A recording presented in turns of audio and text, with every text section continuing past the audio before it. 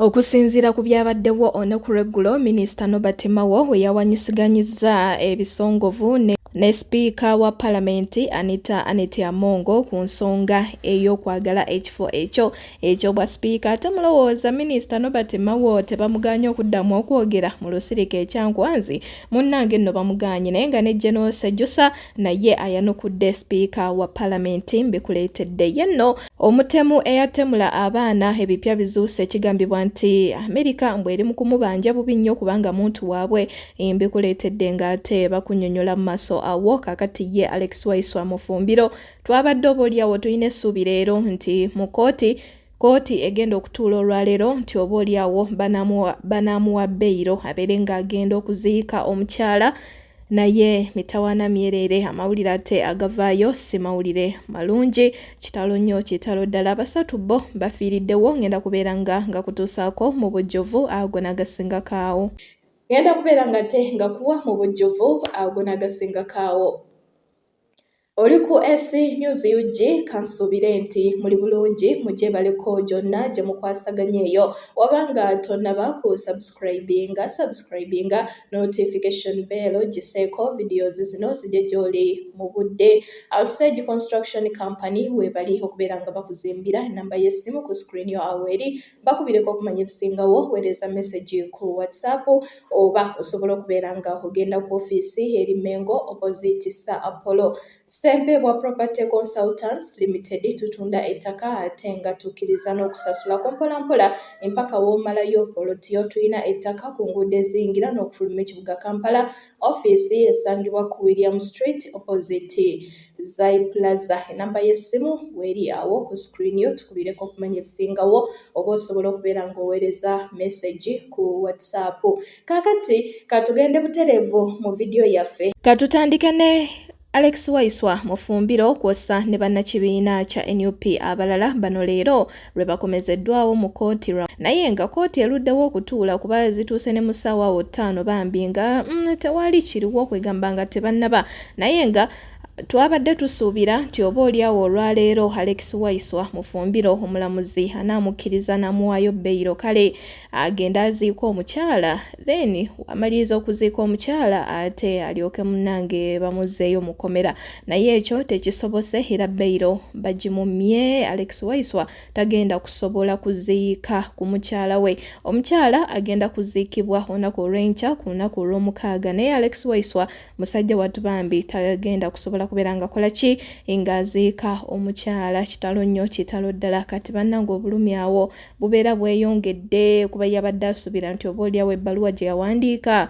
munnange bagenda kumwanukula nga obaoliawo banaamuwaayo beyiro aziika omukyala naye mmye byonna nedda tewali n'ekimu kye bamukoledde musajja wattu kati mukomera akyaliyo ate omukyala wuuyo tamuziise. Omukyala bagenda muziika nga taliiwo tabaddeewo okumujjanjabako tabaddeewo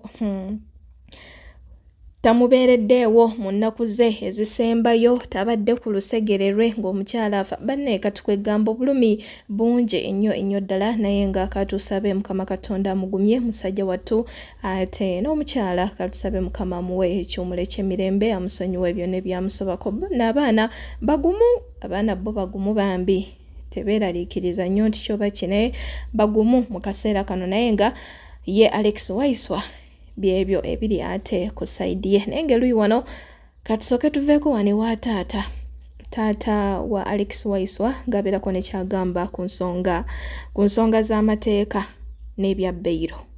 Idis mu buzibu bwabaddemu naye nga mu wiiki bw'atagenda lwakusatu alina ogenda olwokutaano mukomera every week.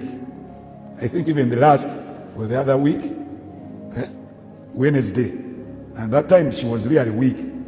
I think I was told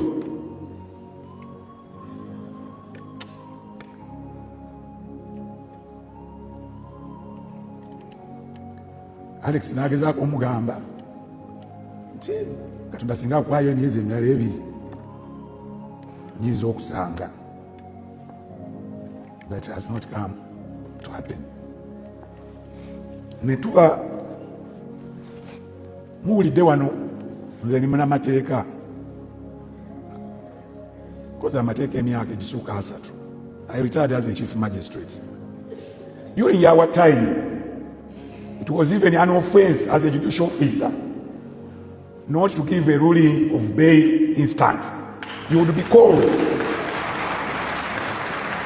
You would be called if you adjourned a case to give a ruling on bail. You would receive a letter to explain.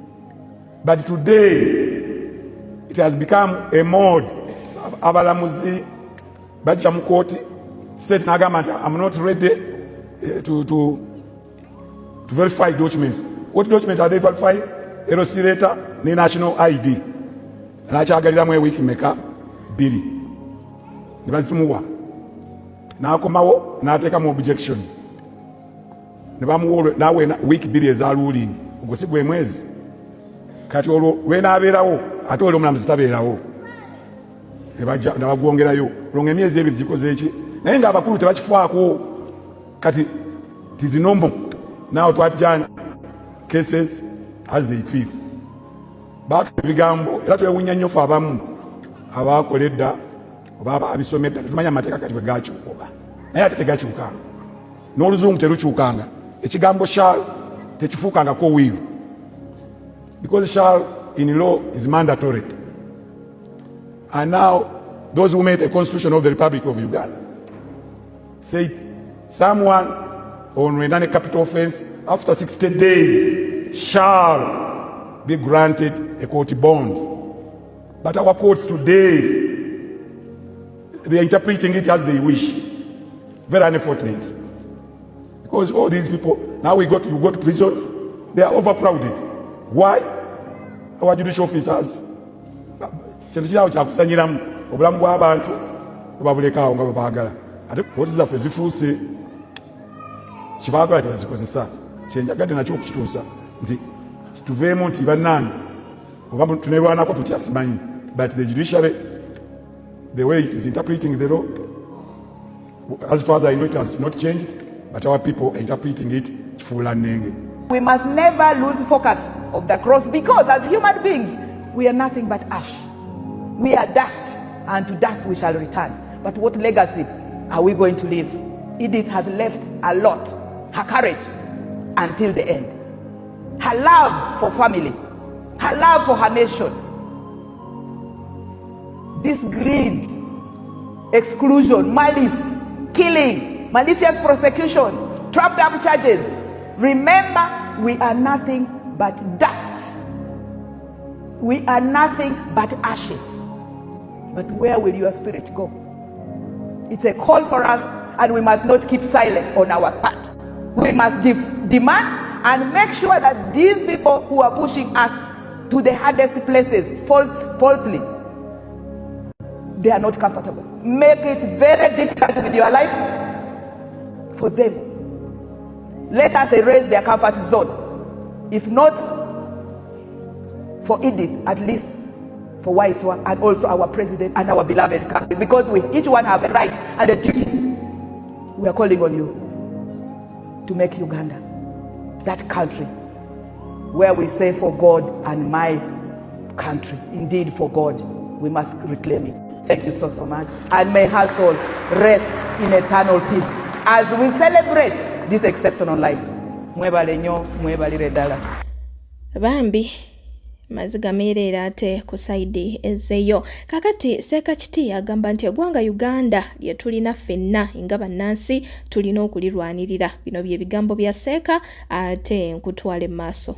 Abantu abenjawulo abazenga battibwa mu mbeera tategerekese nabo muveeyo mubeekuye mutunnyonnyola akaseera k'ebyokulonda naddala obanga kaakaggwa Butambala mu constituency ya Mwami Mwanga Kivumbi bantu baasasirwa amasasi. Simanyi oba mbivunaanwa Mwami Mwanga Kivumbi y'omu ku baasasira abantu bana amasasi. Sikiwuliranga mu bimuvunaanwa ate era nga bwe siwulirangayo bavunaanwa yadde okutunnyonnyola nti waliwo okunoonyereza kwonna ku bantu bano bempulira nga baali mu 7 ndowooza n'okusoba. Ffenna twakwatiddwako enjega eyagudde eggaba ku baana abato amabujje. Bannange waliwo n'abantu abakulu abatirimbuddwa mu mbeera etali ya buvunaanyizibwa ate nga ekitegerekeka nti bannabyakwerinda oba oliawo be bali emabega w'okutirimbulwa kw'abantu bano ffe betulowooza aba oliawo olw'okubulwa ennyinnyonnyola ennambulukufu betulowooza nti balangibwa beemage bwabaawo omusango gwe bazza ndooza muveeyo nga bannabyakwerinda mutulambike nga bannansi bye baakola bibaviireko okuttibwa mu mbeera efaanana bwetyo bwe munaabitunnyonnyola kigenda tuyambako naffe okubyekuuma ku lw'obulungi bw'ebyokwerinda obw'eggwanga lyaffe okutwaliza awamu wakati mu kusaasira taata ne bamaama bamabujje gano agatirimbuddwa waliwo amabujje nga bazadde baago bambi baabuzibwawo obubuzibwa bannabyakwerinda naddala bakulembera ebitongole by'ebyokwerinda bwe tuwulira nga twakwatiddwako nnyo obutemu buno obw'amabujje era nga ffenna tusaasira bazadde b'abaana bano essomero ekyalo n'eggwanga okutwaliza awamu waliyo amabujje agaalekebwawo ettayo nga taata baamunona misana baamunona kiro nga baamunona tebaategeerekeka tebeeyanjulira muntu yenna yadde okwogera gye bamutwala oba ekimutwazizza tugategate ebintu bino tuleke kukoma ku kimu tugaziye ku lw'obulungi bwaffe ng'abantu ne ku lw'obulungi bw'eggwanga lyaffe Uganda ekifaananyi ky'amaka agataliimu taata nga gasigala mu maama oluusi nga mukazi wattu n'okukola abadde takolanga atunulidde taata w'abaana kaana aleeta awaka ng'abaana baasigala awo giweza emyaka guweza omwaka giweza emyezi nga kitaabwe tamanyiddwako mayitire n'awamu nga maama tamanyiddwako mayitire olowooza wanawaka bw'abaawo abaana abaazaalwa nga baazaalwa bamaama ab'enjawulo nga taata ono ne maama ono gwabadde naye gwe babadde bagattagatta abaana maama ono baatazaala ne baazaala babeerewo olaba abaana bano baalagawa bambi babeerawo batya ne tusaba bannabyakwerinda naddala bavunaanyizibwa tubeere n'ekisa bano abantu bakukunulweyo yonna gye bali basimbibwe mu mbuga z'amateeka bavunaanwe emisango gyabwe basalirwe ensi emanyiwa we bali na biki ebibavunaanwa okunoonyereza okutakutuka mbutuufu kuyitiridde bamwami Edward Sebuufu bamwami muvubuka ali awo Kanyama Kivumbi n'abalala ne tusaba nekino ndoza tukilambulule ayagala okututegeera otutegeere n'atayagala naawe oli waddembe kubeera oli muntu mukulu atayagala tutegeera naawe oli waddembe kubeera oli muntu mukulu bwe twogera ebifaanana bwe biti oli atulabira ddala nga bayingiridde ebyobufuzi abaava ku mulamwa wano nno ndoza ne kano kansooke nkayiseewo bw'oyogera bw'otyo nti twava ku mulamwa obanga gwe twatuula naawe ku ntandikwa ne tuwandiika emiramwa nze naawe kati nga tulabika twawukanye ku mulamwa oba ku miramwa nze gye twakkaanyaako naawe kyendowooza nti tetulina nze naawe mulamwa gwe twakkaanyaako kwe nnyina kutambulira kati gw'olina ndooza gye wayita omulamwa nange ne wange nnyina bye nayita emiramwa gyange nze gye nkakasa nti nkyatambula bulungi ku miramwa egyange kati mulayini nsaba busabe munnayuganda wenna tukwatibweko ebitegeeza eggwanga lyaffe kuba lyaffe nna teriyo balina bwannannyini ku ggwanga lino bwankizo ku balala omukulembeze mu kifo mwonna mwali tekimufuula kuba nnyini Uganda asinga ku banne tekimufuula tuli nzaalwa zaawano bakitaffe bazaaliddwa wano kati eyo wenkujjayo ku nsonga z'omutemu Okello Christopher jjukira waliwo omukyala eyavuddeyo n'agamba nti naye asaba bwenkanya step mother wa Okello Christopher yagambye nti Christopher yamuttira omwana naye eyo nga tetunnagendayo yenno Christopher ono jjukira baamusindise mu kooti enkulu era nga kooti enkulu yegenda okusalawo ate lunaku ki omwami ono lwajja okuleetebwa mu kooti naye ate n'amawulire amalala Fulufiga ate gatuwadde Fulufiga agamba nti omwami ono bamwetaaga bwe mwetaaga kubanga mutuuze weeri mbusi munnayuganda ne muno talina mu bantu be famire ye yonna eri mu Amerika naye nga bino byonna Lumbuye yabyogera ate ne bamuvuma omusiru ne bagamba mbu alimba naye nga omukyala Fulufiga bino bye bigambo bye ate kwessa n'omukyala agamba nti step mother wa Okello Christopher mbu yamuttira omwana vidiyo yino ate tweyongereyo mukimanyi nti akasajja akati mu Amerika yazadde kanoonya okufa bufi kyembadde nziza okubagamba Amerika eyagala kasajja kaayo Interpol zonna zaavuddeyo dda simanyi ambasada simanyi biki simanyi zaani ziyungidde abanene n'abampi oli mutuuze wa Amerika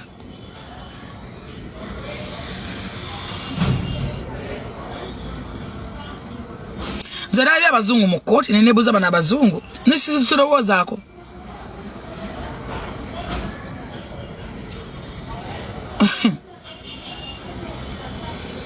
Pananga musajja aganti oba omuntu akola atyo okuba obulungi ng'ensi ekyuka kyona misana.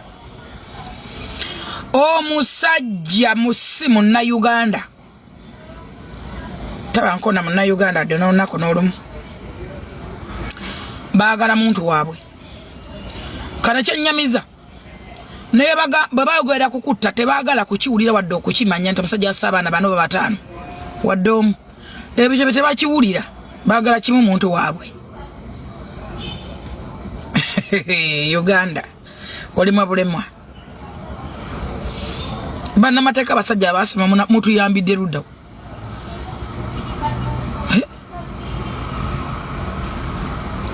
Mutuyambye mutya bannange mutemwa bamwagala baabwe. Ebitongole byayimusadde bimpi n'ebiwanvu. Kikwewuunyisa. Omusajja talina lulimi na lwa Afrika nalumu lwamanyi wadde olw'e Uganda wadde n'olwo. Temulanga mugana simanya akeero dokolo simanya atya. Talina kintu n'ekigambo n'eki. Ayogera oluzungu oluyitirivu n'olwesiwulira. Oluyika ng'enkuba. Ne kitaawe bali mu Amerika bonna baganda be brother whatever bonna bali mu Amerika. Ne bwebuuza kanoonya eki mu Uganda okujja okutta abaana b'abantu. Era badde ku mission ki.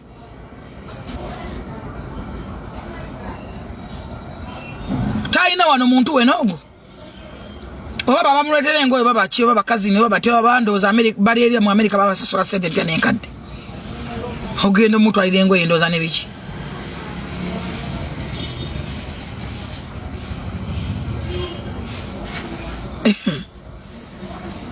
Ebyewunsa tebigwa mu nsi musajja aganti okuwangala kuno kukulabisa ebintu. Omusajja alina passport bbiri ez'Amerika. Dokita waabwe simanyi Nancy simanya biti gwe baagala okufa. Bayimusedda baagala muntu waabwe.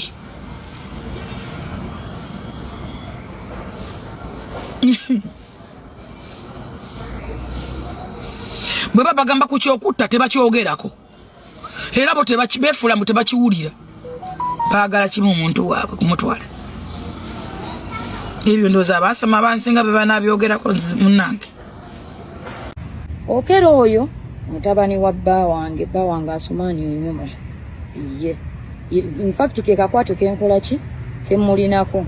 Okero ogwe mulaba yatuga omwana wange n'omuguwa namala namutekako akaveere kyavaako okuziira ndowooza kuba mu ebiri muki mu mabaluwa. Naye nagezaako okufolowinga omusango nze saamanya kyaddirira keesi oba yabuleetya simanyi nakigenda mu maaso kitya.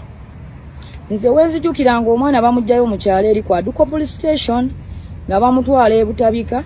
Kati oba teyava ate e Butabika okugenda mu Amerika, nze nange sikola ki sirina kye mmanyiiko wadde. N'olwekyo nsaba kuyambibwa. Kakati Uganda Police mbadde nsaba fayiro yange enoonyezebwe, nsaba mu buwombe fayiro yange enoonyezebwe, omusango gwange bagugatte ku misango emirala, abaana bawera bataano kubanga enze victim yasooka nze obulumi ate obwange bulalamu kuba ogwange ate gwali guziikibbwa omusango. Ani yandigutegedde? Tewali. Kireza mbadde ngenda kufaana ebbweri okuki nze nali nasirika nga nabivaako munnange omwavu ayambibwa kubanga ndi mwavu nga sirina buyambi. Kyova olaba mbadde nga mbisibwa mu mbeera emi nga sirina isobola kunnyamba wadde n'okunzirukirira era neebaza buli omu bambi ataddemu amaanyi. Awe tuli nenga okusinziira ku bigambo bya Full Figure birina engeri gye bikwataganamu n'ebigambo by'omukulu Lumbuye bye yayogera gye buvuddeko nga tutegeeza nti omwami ono ate yaliko mu Amerika ebbanga eriwererako ddala. Kakati ate n'okusinziira ku biwandiiko bye bamusanze nabyo bamusanze ne passport za Amerika 2 kw'ossa ne driving permit ya Amerika emu. Kati kwegambo labira ddala nga ye Mama Flower byayogedde bituufu kubanga atutegeezezza leero ku makya nti munnange Amerika emwetaaga bubi nnyo omuntu waabwe bamwagala tebaagala kubanyumiza oba yassa abaana baki naye nga atejjukira ye munnayuganda ayagala ekintu kimu ono naye attibwe nga naye we yasse abaana naye ku side wano ate eyo nga nkugjeeyo omukyala Agnes Nandutu ono leero era akomezeddwawo mu kooti okubeera nga munnange bamuwa ekibonerezo naye mu kooti awo asabye bambi bamusonyiwe ono ali ku musango ogw'okubba amabaati agali galina okubeera ag'abantu ab'e Karamoja gavumenti ge yali ebawadde naye jjukira si ye yekka eyabba amabaati mulimu ne sipiika wa paalamenti lwakuba ono musango gwamukwata kati munnange yali mu kuyasinga okulabikira kale mu kooti naye asabe bambi bamusonyiwe butali kiddira naye nga ku side wano agava ekyangwanzi bano no baguddemu omuliro gwagudde mazekate gaba NRM anti munange ne Nobert Mawo yadde wa DP naye era akolagana ne NRM era kyovula bantu yagenze bamuyise n'agendayo kakati ensonga nno yavudde ku kifo ky'obwa sipiika wa paalamenti Nobert Mawo ekifo ekyo akyetaaga sipiika wa paalamenti naye ayagala kukiddako kati okusinziira ku byabaddewo ejjo sipiika Anita Amongo yagenze n'abeera nga atategeeza n'agamba nti newankubadde NRM yawadde olukusa abo abakolagana nayo okubeera nga ate bagenda okwegattamu olw'olukuŋŋaana embu tekitegeeza nti batandike kale webanga yakkiriza okukolagana nabo tekitegeeza nti batandike okugirinnyirira basukke ne we bandikomye batuuke n'okugenda mu kisenge okumanya biki ebiri mu kisenge nga mbufunze kyategeeza nti ekisenge ye paalamenti kati olw'okuba nti abali ku ludda oluvuganya gavumenti abamu basalawo okukolagana ne NRM tekitegeeza nti ate balina okugirinnyirira okuyisa we bandikomye okuyita we bandikomye era ng'agamba Nobert Mawo kwegamba ng'alinga mugamba nti obwa sipiika bw'oyagala tekigenda kusoboka kuba toli waki toli wa NRM newankubadde okolagana naki ne NRM kakati ye Honorable Nobert Mawo naye n'amwanukula n'amugamba nti Semaka yeyeka abeera n'ekyenkomeredde kwani ateekeddwa okujja mu maka ge teyeetaaga kuwabulwa kwonna kuva wa mwana kyokka byonna mu byonna buli lw'ovvoola abagenyi ba kitaawo yennyini gw'oba ovodde oyo Nobert Mawo bw'atyo bwe yayanukudde sipiika wa paalamenti naye kwegamba kwebyo byonna byabaddewo ejjo munnange gye biggweredde ng'olunaku lw'olwaleero ate Minisita Nobert Mawo President wa DP naye ng'akolagana ne NRM ate wamu ne munnamawulire Andrew Mwenda bano babaganye okuddamu okwogera baggiddwa ku lukalala lw'abalina okwogera mu lusirika lwa NRM oluli mu kugenda mu maaso wali ewa ekyankwanzi era nga ye Andrew Mwenda gye buvuddeko abadde akolokota nnyo sipiika wa paalamenti Anita Amongo ku nsonga z'obwa sipiika kakati ne Nobert Mawo naye kintu kyekimu kye yakoze olunaku olw'eggulo okwanukula sipiika wa paalamenti kati munnange babaggyeko ku lukalala lw'abalina okwogera mu lusirika olwo era kati mpaka lusirika kuggwako nga tebazzeemu kwogera kigambo na kimu ku muzindaalo naye nga ye sipiika Anita Amongo tebabuggyeko kyokka ye yatandise ensonga zino naye General Sejjusa ate naye bw'atyo avuddeyo n'abeera ng'abeerako nekyagamba omukyala sipiika wa paalamenti Anita Amongo era nga General Sejjusa amugambye nti paalamenti si kisenge kya NRM eyo dining we bakuŋŋaanira okuliira gambye ekyo si kisenge kyaki kya NRM akatambi kaakano Minisita Nobert Mawo ng'agamba ng'ayanukula sipiika wa paalamenti ate tugende maaso bw'oyagala kuzimba oli mufuna mpola tomanyi wa kutandikira tukubire fe aba Lusege Construction Company fe tujja kubuulira w'otandikira oba ofuna ssente mmeka oba ofuna ssente mmeka akakasente tujja kagattagatta naawe ofuna akayumba we weebaka tebakulimba nti ssente z'okuzimba bazikuŋŋaanya nti kankuŋŋaanye bwe naaweza obukadde 4 nzimbe tojja kuzimba nti kankole emyezi gyange 10 ndyoke ntandika okuzimba togenda kuzimba wabula woonootandika bw'oti n'ezizimba tojja kumanya gye zivudde bweti kutemya kwa liiso ng'ennyumba eri ku bbiimu kutemya kwa liiso nga tumaze okusereka mpola mpola bagamba ddiŋŋana amawulu agajjamu omukuto. Tandika kati. Tandika n'ekyo ky'oyina. Gwe tosooka kulowooza nti ky'oyina kitono. Sooka otukubire tukugambe nti ekyo ky'oyina kitono yongerako. Gwe kuba ennamba zaffe kwe ziri oba nsobola okuzisoma wano. 007 56 888 587. Eya MTN eri 0789 412 124.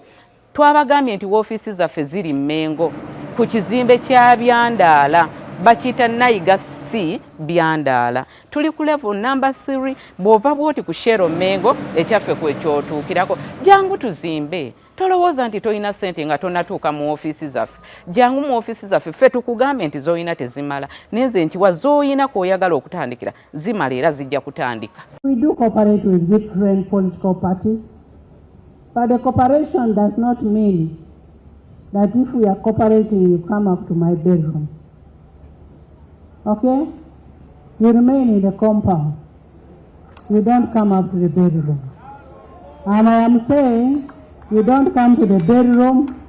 The bedroom this time around is the speakership. You cannot cooperate to the tune of the speakership. So in that case... Shocked. I was actually shocked to see the holder of such a dignified office going to the gutters. First and foremost, I'm a guest of the national chairman of the NRM. I'm not an intruder. True, I don't belong to the NRM, but we have got a written cooperation agreement. Now, to make a statement that for Norbert Mao, who is a leader of the Democratic Party and who is the Minister of Justice and Constitutional Affairs of the Republic of Uganda, to aspire to be Speaker of Parliament amounts to intruding or trespassing in the NRM bedroom. Surely, that is beneath the dignity of someone who holds the high office of Speaker. It is important to know that there are qualifications for Speaker of Parliament, and they have all the qualifications. But to be elected, you need the support of the majority of the members of Parliament, and the NRM has the majority. My only case is I should be on the short list. I should be vetted like any other aspirant. After all, I already sit in the cabinet, where I also sit by invitation, by appointment of the president. Now, that was not only bad politics, it was bad manners. The head of the family knows who invites. Actually, when I was young, there are many times I was forced to leave my bed for visitors. Yet I was the child of the home. In our society, guests are highly respected. And anybody who insults a guest insults the host. So anybody who insults me, who has been invited by the president, who is also the national chairman of the NRM, is basically insulting the president of Uganda. I'm not an intruder. Worse still, I was supposed to speak, but I don't mind that my name has been removed. I understand Andrew Mwenda's name was also removed, and a few other people. I really don't mind. I have many platforms. But this is a time-bound contest. And after the contest, we need each other to build our country. So I totally object to that kind of approach. That is beneath me. And that's why in my social media post, I responded by saying, you know, this is not just bad politics, it's bad manners. And I'm a guest of the national chairman on invitation.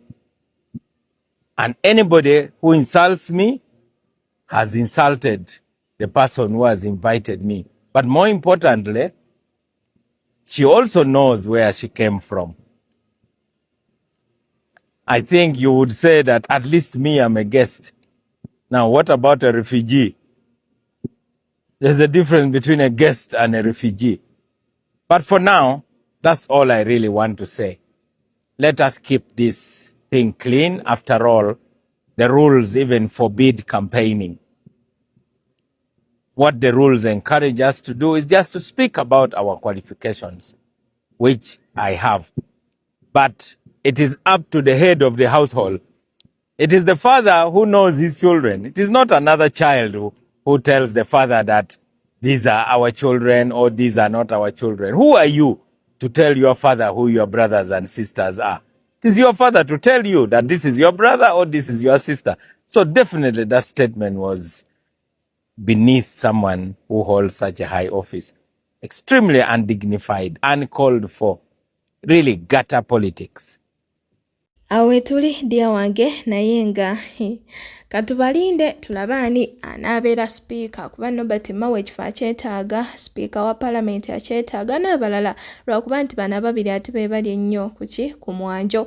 Naye nga kitalo nnyo, kitalo ddala side ez'eno, abantu abawerera ddala basatu bano bafiiridde mu kabenje akagudde ku mabira ku luguudo lw'Ejjinja era nga taxi yatomereganye bwenyi ku bwenyi n'ekimotoka ekinene abamu kigambibwa nti baddusiddwa mu ddwaliro n'ebisago eby'amaanyi ddala basatu bo kigambibwa nti bano bafiiriddewo. Kitalo nnyo, kitalo ddala side eyo.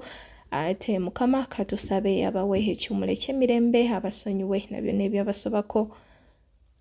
Naye njagala osooka owulire benefits z'ogenda okusubwa gwatannafuna polotiyo mu estate yaffe ey'Empigi. Obadde okimanyi nti essaawa zino Mpigi alina amakubo abiri agali mu kukolebwa. Mpigi alina ekkubo erya Nakawuka Kasanje liyitamu ne ligwa Empigi ku Bikondo, ne Mpigi Express Highway liva Busega paka Mpigi. Amakubo gano abiri gagenda kulinnyisa value y'ettaka mu Mpigi olw'ensonga nti gagenda kusolovinga traffic jam yenna abadde asumbuwa abantu ku Masaka Road. Kigenda kuba kyetaagisa omuntu eddakiika 25 ku 3 okuva Mpigi ng'akozesezza express okuba nti ayingidde ekibuga Kampala. Kyokka ate nga bwe mukimanyi nti ekitundu kyonna buli we kikolebwamu amakubo value y'ettaka mu kitundu ekyo erinnyira ku speed eya waggulu. Abamanyi ekyali ebusaabala nga tebannakola kkubo ettaka lyalinga mu miliyoni 15. Bwe baamala okukola ekkubo ettaka lyalinnya ne ligenda mu miliyoni 10. Ekyo kye kijja Empigi. Era y'ensonga lwaki olaba nti TV zonna kati essaawa zino oba ba property master abasinga essaawa zino balanga Mpigi lwa nsonga nti essaawa zino Mpigi ya trendinga. Mpigi gye kigenda okutokotera. Kano ke kaseera akatuufu eri gwe wise investor okuba nti oyinvestinga Empigi. Lwaki olinda politics z'Empigi zimala okutuuka mu miliyoni 5 olyoka ogendeyo ogule ng'omukisa gukyaliwo essaawa zino politics zikyali mu miliyoni 16 okyasobola okugula. Kyokka ate nakugamba nti twakuletera estate ng'oluguudo lwa express we lugenda okukoma weewali ekkubo erivaako okugenda ku estate. Gw'omanyi okuba nti estate gye twakuleetera eviewinga Lake Victoria, eviewinga Masaka Road, eviewinga Ntebe Airport. Kyokka ng'ate eri mu kifo ekikulaakulanira ku speed eya waggulu waliwo tawuni 2 eziri mu kudevelopinga. Abasama bali mu kubuukinga wano plots to plot beesunga ebizimbe bye bagenda okuteekawo kubanga wayina ka view kalungi, wayina ka fresh air kalungi. Kyokka ate era nagamba nti ettaka erina bu view era lirinnyira ku speed eya waggulu olw'ensonga nti abantu balyettanira nnyo, linyuma nnyo okuzimbako. Gwe Munnayuganda ali ku kyeyo naawe ali wano ku ground nga tonnafuna poloti yo mu estate eno, simanyi na kumanya kyoliko, ndaba nga obeera osubwa nnyo. Kyokka ate ne nkowoola baganda bange abali ku kyeyo, opportunity bweti mubeera temusaanye kugisubwa olw'ensonga nti ssente gy'ogenda okuteeka mu ttaka lino gw'ogenda kuba ku kyeyo ng'okola naye ng'ate nayo eri eno ekukolera yeekubisaamu. Kyokka ekissanyu nti ogenda kuliraana Bannayuganda we mulina mindset yemu kubanga estate eguliddwamu Bannayuganda bangi abali ku kyeyo beesunga okuzimba wano kubanga waina ka view kalungi nnyo, waina ka fresh air kalungi nnyo. Estate erimu bannayuganda abali mu UK, erimu abali mu USA, erimu abali mu Canada, kubanga zo plots bazibookingira ddala. Estate yaffe ogiraba, estate yaffe yeeno we twagigulirawo twalina plots zaali mu 18. Plots zonna zoolaba eziri mu yero ziri fule booked. Abantu bali wano babookinga poloti 5, 6, 4. Gwatanafuna poloti yo mu estate eno simanyi na kumanya kikyoliko. Kyokka ate ebyapa bya ku mmeeza. Bwe twamala okukizuula nti bannayuganda bangi abaagala okuinvestinga mu real estate oba abaagala okugula ettaka kubanga ettaka kyetaago ffenna kye twetaaga. Naye bannayuganda balina fiya olw'abo abantu abamu abali mu real estate be bakolaganyeeko nabo ne batababeerera ba mazima ne stories ezimu ez'enjawulo ze bawulira okuva mu bantu ababeetoolodde. Ffe bassempebwa y'ensonga lwaki twajjanga solution. Tubeere nga omuntu yenna ayagala okufuna ettaka eriri genuine ng'olina kuyita mu ffe n'ofuna ettaka eriri genuine. Tetuyinaayo muntu yenna gwe tuguzezza ttaka n'atalifuna. Kyokka ate era tetuyinaayo muntu yenna tuguzeeko ttaka n'abonaabona kubanga wotugulako ettaka process yonna tugikutambuliza paka kuleetera kyapa kiderivalinga ku address gy'obeera